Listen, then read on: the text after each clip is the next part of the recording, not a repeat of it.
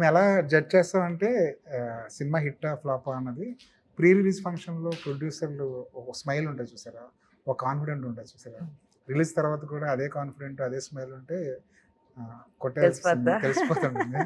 ఆ స్మైల్ మీలాగా అనిపిస్తుంది. Thank you. అంటే జనాలు ఎలా మాట్లాడుకుంటున్నారంటే రిలీజ్కి ముందే సుప్రియ గారు టేబుల్ ప్రాఫిట్, రిలీజ్ తర్వాత 3 రోజుల్లోనే బ్రేక్ ఈవెన్ అయిపోయింది, ఇలా మాట్లాడుకుంటున్నారు కదా. ఇందులో ఎంతవరకు నిజం ఉంది, ఏవి నిజాలు?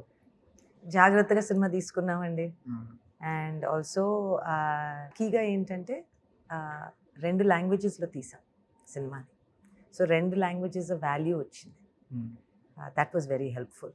అండ్ థియేట్రికల్ నుంచి మనకి రావాల్సింది ఒక 17-18 crores బిజినెస్ పరంగా మాట్లాడాలంటే. And I think that is a very good estimate of the success of the film.